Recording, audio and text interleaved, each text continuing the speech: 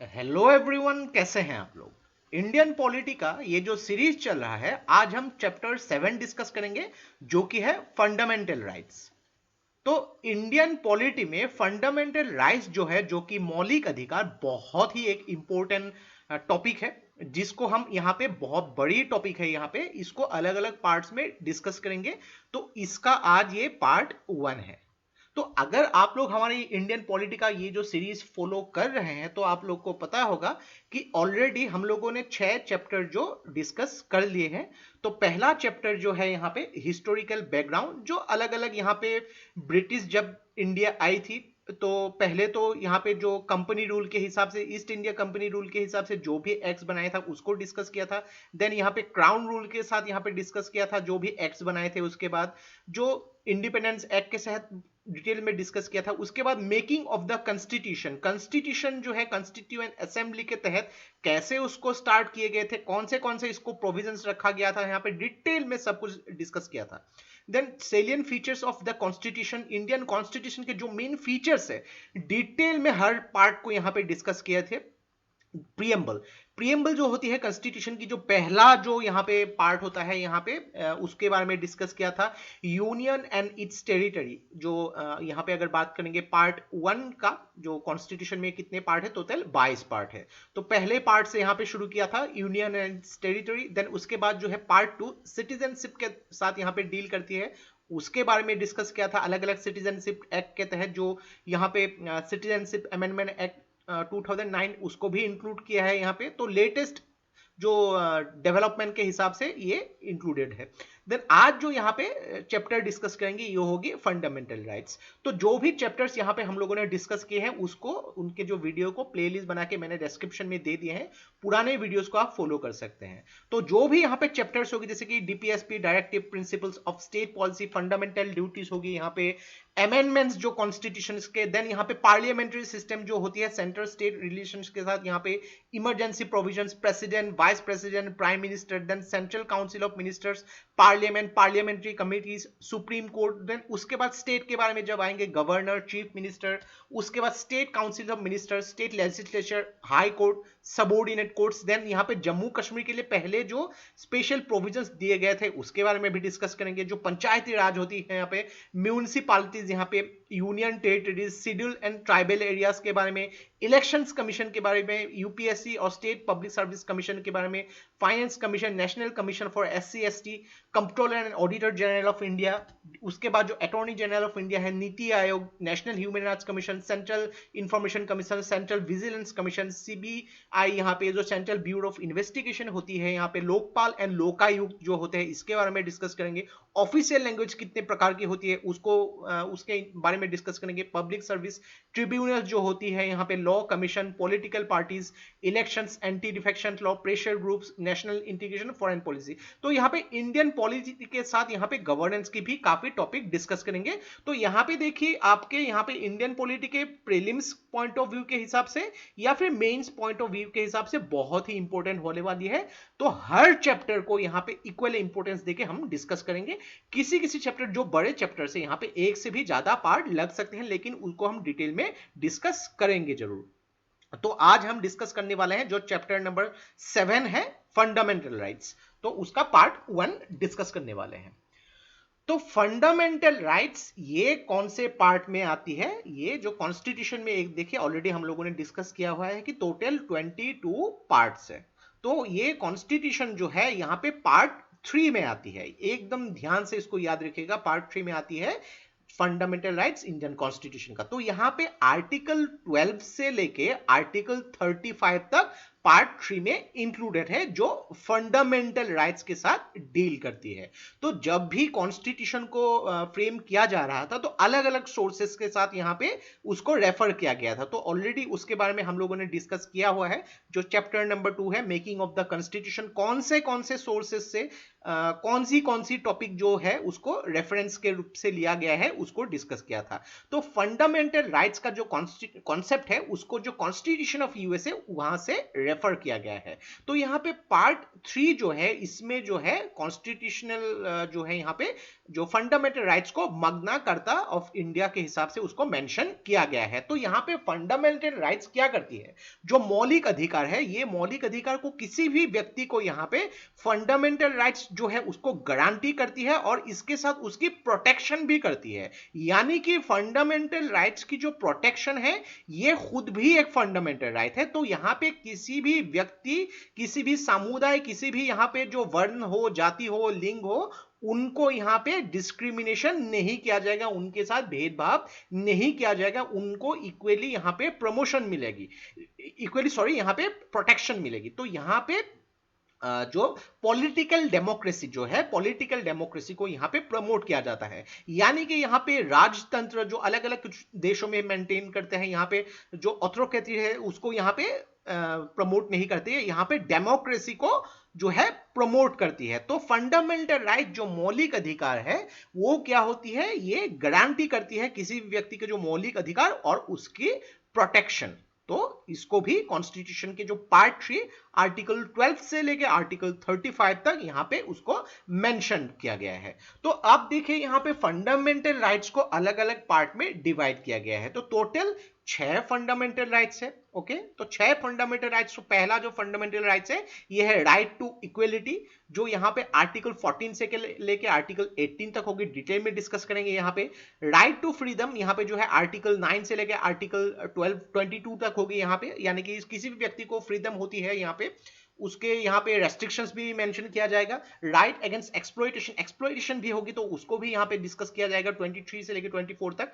Right to freedom of religion, किसी भी व्यक्ति को जो है अपनी किसी भी फ्रीडम रिलीजन को यहाँ पे उसको फॉलो करने के, उसके रिचुअल्स को फॉलो करने के लिए यहाँ पे फ्रीडम है। यहाँ पे कोई व्यक्ति अगर मंदिर में जाके पूजा कर रहा है या फिर कोई भी व्यक्ति जाके अगर मस्जिद में नमाज पढ़ रहा है, चर्च में जाके यहाँ पे प्रार्थना कर रहा है, तो यहाँ पे उनको यहाँ पे फ्रीडम मिलेगी। यहाँ पे उन लोग कुछ भी यहाँ पे अपने रिलीजन के हिसाब से फॉलो कर सकते हैं, किसी भी रिलीजन को यहाँ पे स्पेशल इंपॉर्टेंस नहीं दिए जाएंगे। देन यहाँ पे जो है कल्चरल एंड एजुकेशनल राइट्स भी यहाँ पे होगी। कोई भी व्यक्ति कुछ भी पढ़ाई करना चाहता है, कुछ भी उनकी कल्चरल जो चीज है उसको यहाँ पे प्रैक्टिस करना चाहता है, उसको यहाँ पे इंपॉर्टेंस दिए जाएंगे। राइट टू कॉन्स्टिट्यूशनल रेमेडीज, जो कॉन्स्टिट्यूशनल रेमेडीज है उनकी राइट कैसे होती है, यहाँ पे रिट्स के बारे में डिटेल में डिस्कस करेंगे हम लोग आगे जब बढ़ते जाएंगे, आप लोग को और भी कॉन्सेप्ट क्लियर होती जाएगी। तो यहाँ पे देखिए मौलिक अधिकार यानी कि फंडामेंटल राइट्स क्या प्रोटेक्ट करती है, तो किसी भी व्यक्ति उनको अधिकार दिया जाएगा, लेकिन इस अधिकार का मतलब ये नहीं कि अगर आप लोग को कुछ फंडामेंटल राइट है, यानी कि सपोज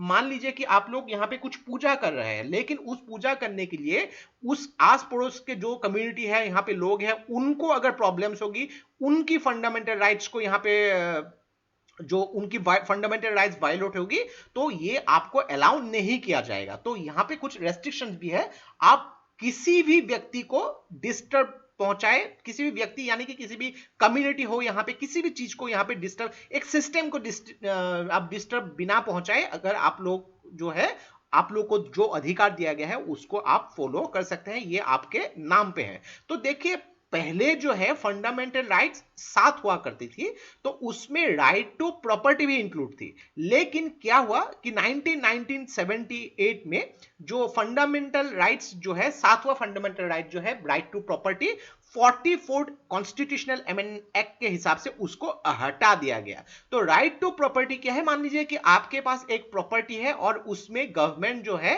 यहां पे एक रास्ता बनाना चाहती है, तो ये गवर्नमेंट बहुत ही प्लानिंग करके जा चुकी है, तो वो आप प्रॉपर्टी जो है आपको छोड़नी पड़ेगी। तो इसमें आप लोग ऐसा नहीं बोल सकते हैं कि ये प्रॉपर्टी आपके नाम पे है, आप गवर्नमेंट को नहीं देंगे, गवर्नमेंट ये आपसे ले सकते हैं, ये राइट आपको नहीं दिया गया है। तो ये जो है राइट टू प्रॉपर्टी जो एज ए फंडामेंटल राइट्स के हिसाब से इसको हटा दिया गया है, लेकिन ये एज ए लीगल राइट है अकॉर्डिंग टू आर्टिकल 300A। ऐसे टॉपिक्स भी आपको प्रीलिम्स में पूछा जा सकता है या फिर जो ट्रू और फॉल्स के हिसाब से भी मेंशन किया जा सकता है। ये जो है आर्टिकल 300A जो प्रॉपर्टी, राइट टू प्रॉपर्टी को as a legal right mention करती है, ये पार्ट 12 में मेंशन है। यानी कि लीगल राइट मतलब सपोज आपके पास एक प्रॉपर्टी है, जेन्युइनली उसका लीगल राइट्स आपके पास है, और कोई व्यक्ति अगर उसको ऑक्युपाई करना चाहेगा इलीगली, तो उसके खिलाफ आप लीगल एक्शंस ले सकते हैं। तो ये यहां पे मेंशन किया गया है। तो जब भी देखिए आप फंडामेंटल राइट्स के जो चैप्टर पढ़ना स्टार्ट करेंगे, तो यहां पे शुरू होती है आर्टिकल 12। तो आर्टिकल 12 जो मेंशन करती है मेनली स्टेट, तो यहां पे पहले तो ये समझना पड़ेगा कि स्टेट क्या है। तो यहां पे स्टेट की डेफिनेशन मेंशन किया जाता है। तो स्टेट यहां पे जो है, एक चीज याद रखिएगा, स्टेट यहां पे मेंशन किया गया है ऐसा एक सिस्टम जो रूल्स जो उसको बना सकती है, यानी कि जो लॉज बनाती है उन लोगों को यहां पे जो स्टेट बोला जाता है। इसमें कुछ भी इंडिविजुअल व्यक्ति मेंशन्ड नहीं है, याद रखिएगा, इंडिविजुअल इसमें मेंशन नहीं है। तो कोई भी यहां पे सिस्टम, चाहे वो गवर्नमेंट हो और जो पार्लियामेंट ऑफ इंडिया हो, ये रूल बनाते हैं। हम लोग जो एमपी चुन के भेजते हैं, जो उन लोग नए रूल्स बनाते हैं, यहाँ पे ये सिस्टम है जो ये स्टेट के अंदर आती है। गवर्नमेंट और जो स्टेट लेजिस्लेचर है वो एक जो स्टेट में आती है, स्टेट विधानसभा में यहाँ पे जो रूल्स बनते हैं, यहाँ पे जो स्टेट गवर्नमेंट होती है। उसके अलावा जो म्यूनिसिपैलिटी होती है, यहाँ पे उन लोग रूल्स बना सकते हैं। पंचायत होती है, डिस्ट्रिक्ट बोर्ड्स होती है, यहाँ पे इंप्रूवमेंट होती है, ट्रस्ट होती है, यहाँ पे एक सिस्टम होती है, उन लोग यहाँ पे रूल्स बना सकते हैं। या फिर जो भी स्टैट्यूटरी या नॉन स्टैट्यूटरी बॉडीज है जो गवर्नमेंट ऑफ इंडिया के अंदर काम करती है, चाहे वो life corporation of India LIC हो, यहाँ पे देन ONGC हो, सेल हो, यहाँ पे ये सभी स्टेट में इंक्लूडेड है। और देखिए यहाँ पे आर्टिकल 12 में एक प्राइवेट बॉडी या एजेंसी को भी as a working instrument state के हिसाब से उसको इंक्लूड किया गया है। अभी देखिए स्टेट में ये क्या क्या ऑलरेडी आपने यहाँ पे मेंशन किया, सेंट्रल गवर्नमेंट, यहाँ पे पार्लियामेंट ऑफ इंडिया, जो state assembly government, state government, municipalities, panchayat, यहाँ पे जो लोकल अथॉरिटीज होती है, या फिर स्टेट्यूटरी या नॉन स्टेट्यूटरी बॉडीज होती है, यहाँ पे प्राइवेट बॉडीज होती है। तो यहाँ पे उन लोग जो है रूल्स या नियम यहाँ पे बना सकते हैं। तो आप लोग अगर उन लोगों ने ऐसे कुछ नियम बना दिए जो आपके फंडामेंटल राइट्स को वायोलेट करते हैं, तो आप लोग उसके अगेंस्ट यहां पे प्रोटेस्ट कर सकते हैं। लेकिन यहां पे इंडिविजुअल को कुछ मेंशन क्यों नहीं किया गया, ये भी आप सोच रहे होंगे कि मान लीजिए कि किसी भी व्यक्ति ने आपको यहां पे कुछ परेशानी कर रहे हैं, तो ये व्यक्ति ने कुछ रूल नहीं बनाया है, तो किसी भी एक पर्टिकुलर इंडिविजुअल को ये जो है रूल, ये अथॉरिटी नहीं दिया गया है कि वो रूल बनाया जा सकते हैं। तो ये अथॉरिटी उनके पास नहीं है। तो डेफिनेटली वो अगर कुछ रूल नहीं बना सकते तो ये उनके खिलाफ आप केस कैसे कर सकते हैं। लेकिन अगर वो आपकी फंडामेंटल राइट्स को यहाँ पे वायलेट कर रहे हैं तो उनके लिए आप पुलिस है, मैजिस्ट्रेट है, यहाँ पे केस जो है यहाँ पे फाइल कर सकते हैं। नेक्स्ट टॉपिक हम डिस्कस करेंगे जो आर्टिकल 13 है। तो आर्टिकल 13 यहां पे मेंशन करती है laws inconsistent with fundamental rights. तो यहां पे देखिए फंडामेंटल राइट जो होती है मौलिक अधिकार, तो यहां पे क्या होती है कि जब भी यहां पे अगर हम लोग बात करेंगे पार्लियामेंट में, डिटेल में डिस्कस करेंगे इन आगे वाले चैप्टर्स में, कैसे रूल्स को फ्रेम किया जाता है, उसके प्रोसेस कैसे होती है, जो भी एक्ट बनती है यहाँ पे, तो जो भी यहाँ पे नियम बनाए जाते हैं ये देश की भलाई के लिए किया जाता है। चाहे वो पार्लियामेंट हो या फिर स्टेट असेंबली हो, यहाँ पे स्टेट असेंबली भी यहाँ पे रूल बनाया जा सकते हैं, उसके लिए भी अलग प्रोविजन है, नियम है यहाँ पे। तो ये दोनों ही केसेस में क्या होगा कि उन्होंने अगर रूल बनाया, किसी नियम बनाया जो फंडामेंटल राइट्स को वायोलेट करती है, तो उसके अगेंस्ट यहाँ पे जो है अप्लाई के उसको केस फाइल किया जा सकता है। तो यहाँ पे ये प्रोवाइड करती है डॉक्ट्रिन ऑफ जुडिशियल रिव्यू, यानी कि यहाँ पे कानूनी कार्रवाई के लिए यह रिव्यू में इंक्लूडेड है। तो यहां पे देखिए सुप्रीम कोर्ट जो है अकॉर्डिंग टू आर्टिकल 32, याद रखिएगा सुप्रीम कोर्ट में अकॉर्डिंग टू आर्टिकल 32, और जो हाई कोर्ट्स होती है अलग अलग स्टेट्स में अकॉर्डिंग टू आर्टिकल 226। तो ये भी प्रश्न जो है पूछे जा चुके हैं पहले, इसको याद रखिएगा। तो अकॉर्डिंग टू सुप्रीम कोर्ट और हाई कोर्ट्स में ये कुछ भी अगर यहां पे लॉ बनाया गया उसके खिलाफ जो फंडामेंटल राइट्स को वायोलेट करती है, उन लोग उसके अगेंस्ट यहां पे जो राय दे सकते हैं कि ये अनकॉन्स्टिट्यूशनल है, इनवैलिड है। तो ये ऑन द बेसिस ऑफ अगर किसी भी एक कम्युनिटी का एक सेट ऑफ पीपल किसी भी जगह में यहां पे फंडामेंटल राइट्स अगर वायलेट होगी, तो हाई कोर्ट और सुप्रीम कोर्ट के पास यहां पे ये पावर है कि उसको अनकॉन्स्टिट्यूशनल जो है डिक्लेयर कर सके। तो हाई कोर्ट के पास जो पावर है बेस्ड ऑन आर्टिकल 32, और सुप्रीम कोर्ट के, सॉरी मैं गलत बोल गया, यहाँ पे सुप्रीम कोर्ट के पास जो पावर है बेस्ड ऑन आर्टिकल 32, और हाई कोर्ट के पास जो पावर है ये बेस्ड ऑन आर्टिकल 226। देन यहां पे एक चीज देखिए कि ये लॉ कैसे कैसे होते हैं। यहां पे ये लॉ के भी प्रावधान है जो परमानेंट लॉज होती है। तो परमानेंट लॉज यहां पे जो है पार्लियामेंट सेट करती है या फिर स्टेट लेजिस्लेचर यहाँ पे जो है सेट करती है, जो टेम्पोररी लॉज हो, यानी कि जो ऑर्डिनेंसेस होती है ये टेम्पोररी होती है, एक टाइम के लिए 6 महीने, 1 साल या कुछ महीने के लिए ये टेम्पोररी लॉज प्रेसिडेंट सेट कर सकते हैं या फिर स्टेट के जो गवर्नर सेट कर सकते हैं। स्टैट्यूटरी इंस्ट्रूमेंट्स जो है ये कौन सेट करते हैं? थ्रू यहाँ पे लोकल अथॉरिटीज, चाहे वो ऑर्डर हो कि किसी भी जगह पे यहाँ पे जो है ये लोग नहीं जा सकते हैं। अभी सपोज लॉकडाउन के टाइम में यहाँ पे जो भी रूल्स यहाँ पे बनाते हैं स्टैट्यूटरी इंस्ट्रूमेंट्स के जरिए बनाते हैं, रूल होती है यहाँ पे, रेगुलेशंस होती है, नोटिफिकेशंस होती है, ये स्टैट्यूटरी इंस्ट्रूमेंट्स होती है। या फिर non legislative sources of law, इसको भी यहाँ पे मेंशन किया गया है। तो इसमें एक बहुत ही इंपॉर्टेंट पार्ट है आर्टिकल 13 का, अगर उसको आप लोगों ने डिस्कस नहीं किया तो आपकी यहाँ पे टोटल जो स्टडी यहाँ पे इनकम्प्लीट हो जाएगी। कि आर्टिकल 13 बोला जो क्या करते हैं कि कॉन्स्टिट्यूशनल अमेंडमेंट ये लॉ नहीं होता है, कि कॉन्स्टिट्यूशन की जो संविधान की जो संशोधन होती है ये लॉ नहीं होती है, उसको चैलेंज नहीं किया जा सकता है। लेकिन इसमें एक बहुत ही बड़ा लेकिन है कि सुप्रीम कोर्ट ने जो केशवानंद भारती का जो केस था 1973 के बाद यहां पे मेंशन किया था कि कॉन्स्टिट्यूशनल अमेंडमेंट को भी चैलेंज किया जा सकता है। तब कब? जब ये फंडामेंटल राइट जो है इसको वायोलेट करे। तो ऐसे केसेस में क्या होती है कि एक कॉन्स्टिट्यूशनल अमेंडमेंट कर दिया गया लेकिन वो जो है फंडामेंटल राइट्स को वायलेट कर रही है, तो उसको भी चैलेंज किया जा सकता है। और ऑलरेडी मेंशन किया यहाँ पे सुप्रीम कोर्ट और हाई कोर्ट के पास ये पावर होती है, जो कॉन्स्टिट्यूशन के जो बेसिक स्ट्रक्चर है उसको अगर वायलेट करेगी तो उसके हिसाब से उसको भी चैलेंज किया जा सकता है। तो यहाँ पे आज इस पार्ट में हम आर्टिकल 12 और आर्टिकल 13 ही डिस्कस करेंगे। आने वाले पार्ट्स में हम और भी डिटेल में डिस्कस करेंगे। ज्यादा ही पार्ट अगर हम लोग टॉपिक्स एक ही वीडियो में डिस्कस करते जाएंगे, एक ही लेक्चर में डिस्कस करते जाएंगे, तो ये जो है लेक्चर आपके लिए थोड़ी सी बोरिंग हो जाएगी, आपको कंफ्यूजन हो सकता है और हम लोग को भी यहाँ पे प्रिपरेशन करनी पड़ती है। तो डिटेल में बहुत ही अच्छी तरीके से एक एनर्जी के साथ हम लोग यहाँ पे दूसरे पार्ट में बाकी के आर्टिकल्स को यहाँ पे डिस्कस करेंगे। तो जो भी बुक्स यहाँ पे मैंने रेफर किया है, इंडियन पॉलिटी बाय लक्ष्मीकांत, तो ये बोल सकते हैं इंडियन पॉलिटी की जो बाइबल है। तो किसी भी सिविल सर्विस जो एग्जाम के लिए प्रिपरेशन कर रहे हैं व्यक्ति, उनके स्टडी टेबल पे आपको इंडियन पॉलिटी बाय लक्ष्मीकांत दिखेगी ही दिखेगी। अभी 6th एडिशन भी आ चुकी है विथ नए जो चेंजेस के साथ, यहाँ पे 6th एडिशन को आपको फॉलो करना है। तो इंडियन पॉलिटी का जो ऑब्जेक्टिव का बुक भी आप रेफर कर सकते हैं, प्रीलिम्स के लिए बहुत ही बेहतरीन बुक है यहाँ पे। और अगर चाहते हैं आप, जो मैक बुक है अरिहंत का, ये बुक बहुत ही शॉर्ट रिवीजन के लिए, क्योंकि इंडियन पॉलिटी की जो साइज है लगभग 800 पेजेस की ही है, तो रिवीजन के लिए इंडियन